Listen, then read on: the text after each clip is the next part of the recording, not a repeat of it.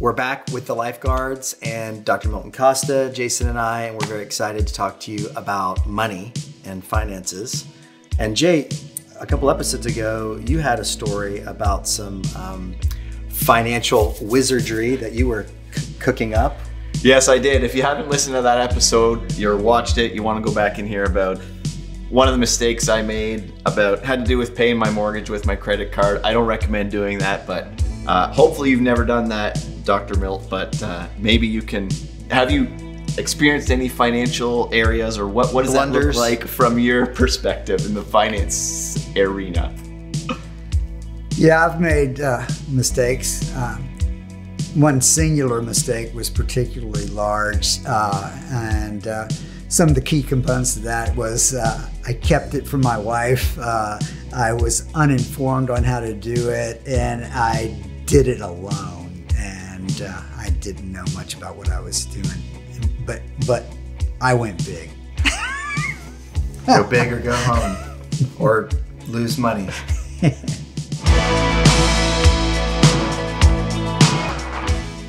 Money and sex. Yep. Any quick tips or stories that you could share briefly of like, I remember screwing up the money part, or I remember screwing up the sex part, or you want to talk about the screw ups? I'd like some specific mistakes and lessons learned that we can and our audience can learn from. Yeah.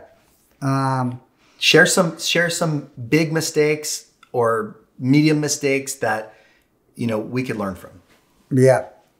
So money, it's dangerous, and you need to treat it with respect, because scriptures, New Testament scriptures, Jesus' mouth warns us that money is very destructive. It's the love of money.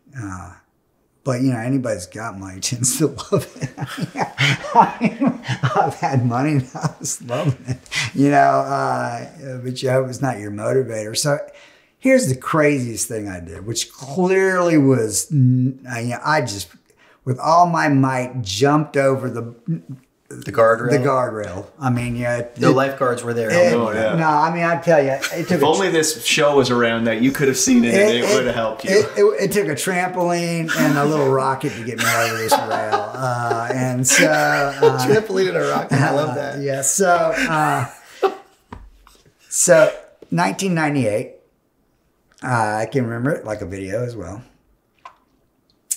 So I'm in the medical industry, and I know what I know what the drug companies are doing, and most of them are doing very well from a stock market standpoint. The stock market was going crazy. All the dot-coms were very active at that time, and they were just, you could double your money in the stock market in a day or two. So it was hugely off the charts. A couple of drug companies were particularly powerful because they were making really, really good medicines.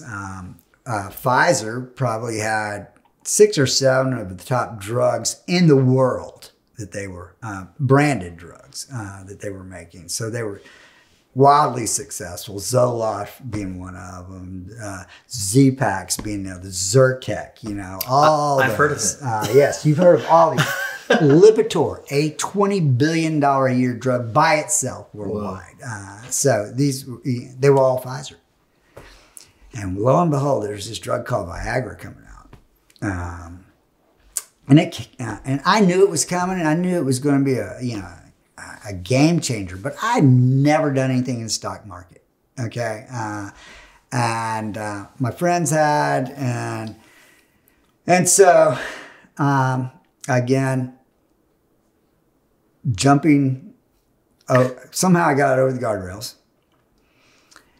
And I'd already gotten some people into Pfizer before Viagra came out, and they were doing really well. So, like I said, I didn't know much about the stock market. I never had a brokerage account, and so I went out of bounds. I got on my computer. I opened up a Schwab account.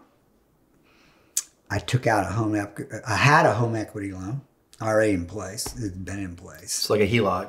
And so, what's that? A home equity line of credit? Yeah. Yeah. Yeah.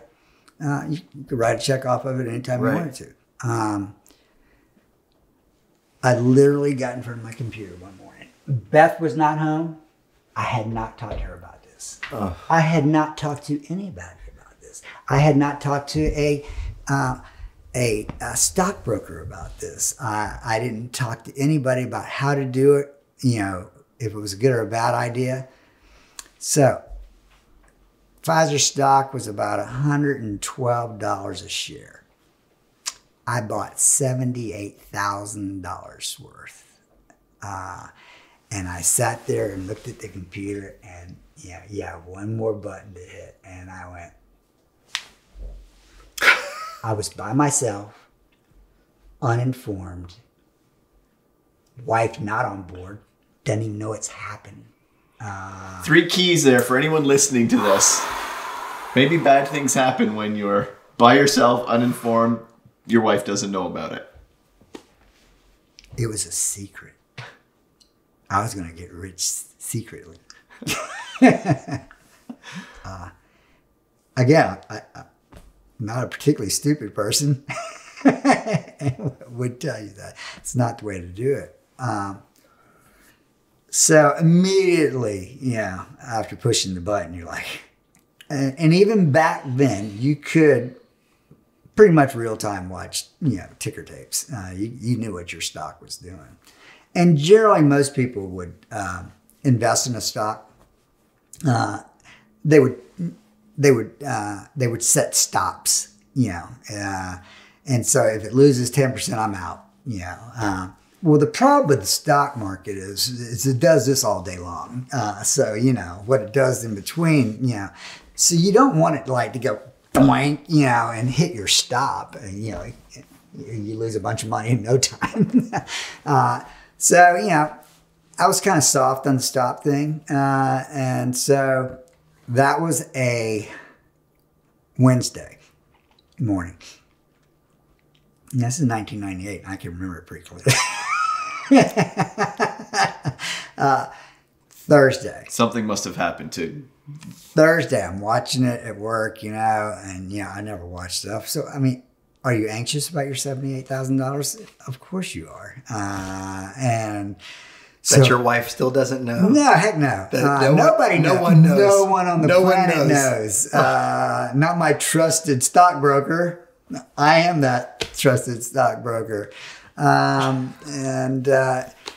So praise God, Thursday afternoon, it ended up being a little up. So I went golfing Friday, after a half day of work, and I'm out there and I'm watching this thing and it's like, and it kind of started going down again. And so I go into the weekend and it's a little down. And I'm just like, how can you not be worried about that? You just are, Are you distracted from all those things I talked about that were so important? Right. You needed another thing. You needed another stressor. And really, that decade of the 90s was probably, a really sweet spot for a lot of reasons. I'd done, a lot of things the Lord helped me with, and we were involved in everything at that point. Everything was on the table at that point and going well. I had another elder say, God, it just seems like everything you touch it's like gold. And I think that was part of the poison. Because everything was being real fruitful. The school was fruitful, the church was fruitful, the family was fruitful, just all the stuff, the practice was, fruitful. I was in an executive role, at St. Francis, and so just a lot of things. And then I just, went out of bounds. And so get into Monday and Tuesday, and it's getting kind of sketchy because we're starting to lose money. I never lose money. I don't know how you lose. Can you lose it all? How much can you lose? So I'd set a stop, and it's like, so we go to church on Wednesday, and Pastor Baird gives a lesson, and it just puts life in perspective and my screw up in perspective in particular. Not going to confess to my wife because that would be totally what I should do.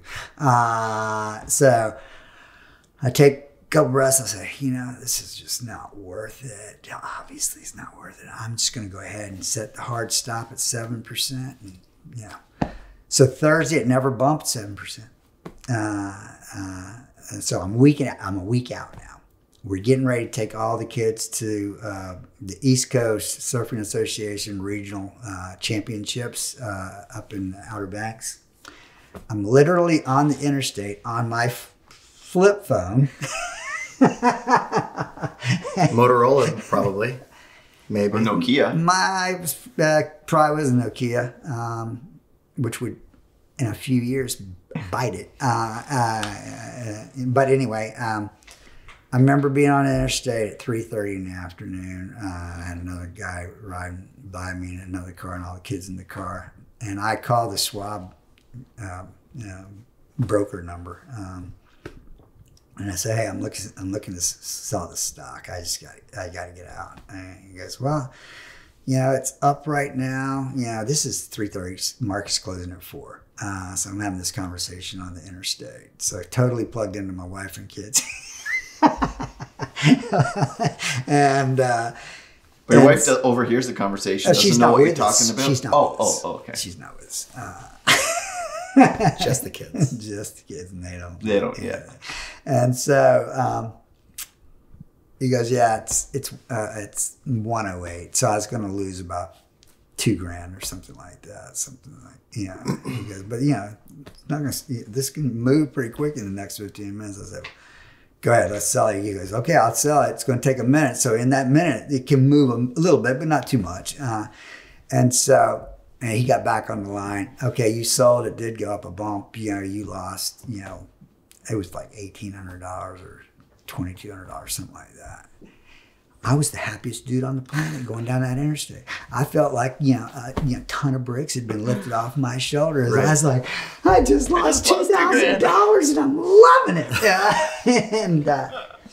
And really, I can't tell you that that's not what really started this cascade of crud that evolved over the next 8 to 10 years.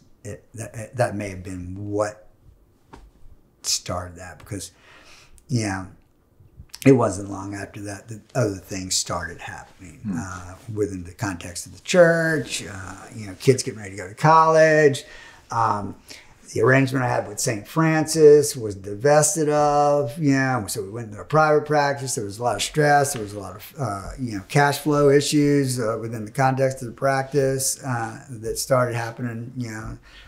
That just started happening. But that seemed to be a clear time that the enemy came in. Sexually, I've been protected there. Not that I haven't ever looked at anything, that I shouldn't have been looking at, and those sorts of things. But God gifted me in that area with a nightmare. And again, it's clear like a video to me. I had this dream, again unprovoked too, that I had an affair with another woman, and it was like, I don't remember the sexual part being graphic or anything, but it was this dream was as real as you and I sitting here right now. And in the nightmare, I just, I realized how horrible what I did was, and just God, everything that could be, how terrible it was. I had every emotion at the nth degree of that. And I woke up terrified, literally terrified, and realized, I looked around the room, and I'm not going to stand up right now, but I went, it was a dream. Praise God, it was a dream. But it changed my world. This is the horror that would bring. You got a glimpse. I got a real picture of what that felt like and would be like. And I went, God, what a gift that was to me. That I didn't have to go through the reality of it. Yeah. I could just have a dream about it. but it was real as anything that I've experienced. I had an experience driving home from work. I was moonlighting up in Myrtle Beach one time.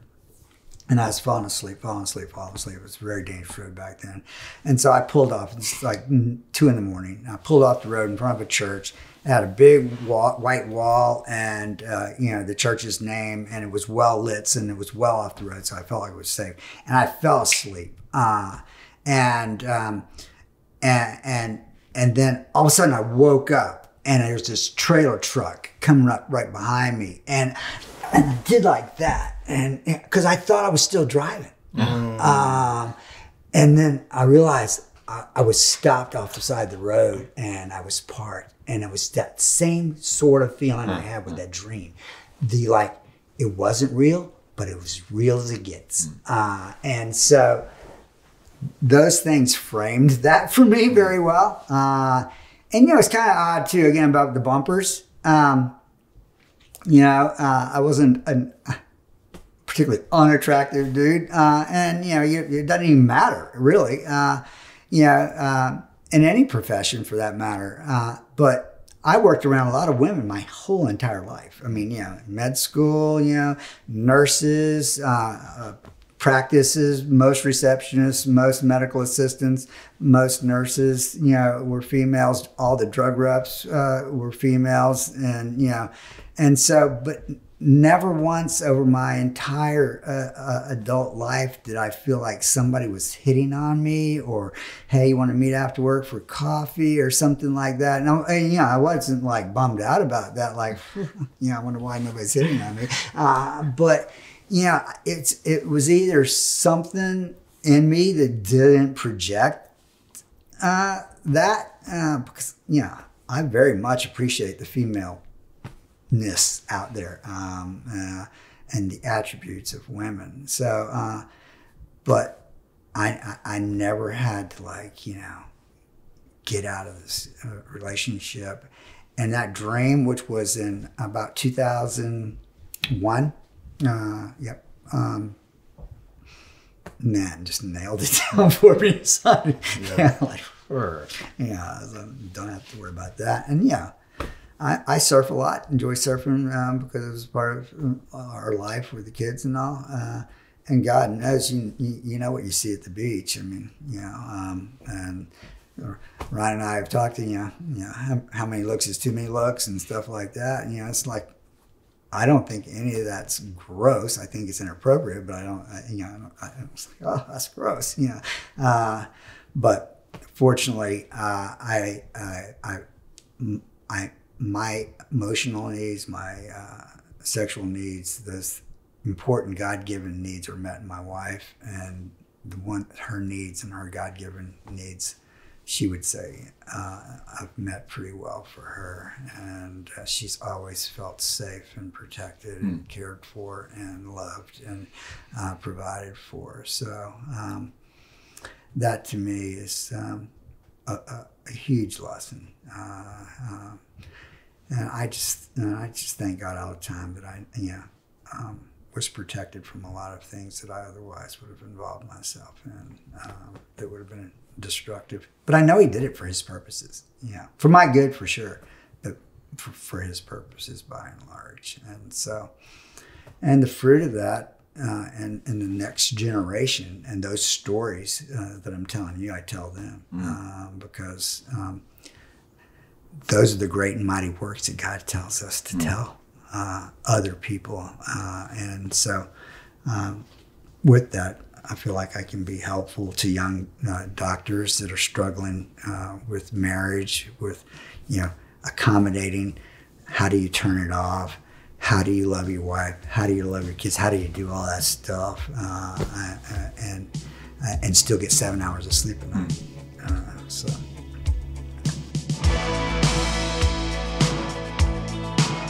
Thanks for watching another episode of The Lifeguards. I'm Ryan. And I'm Jason. Make sure you subscribe over here. And if you like our content, even if you don't like it actually, click the like button. Click the like button anyway, and be sure to click the bell so you'll be notified of our next video.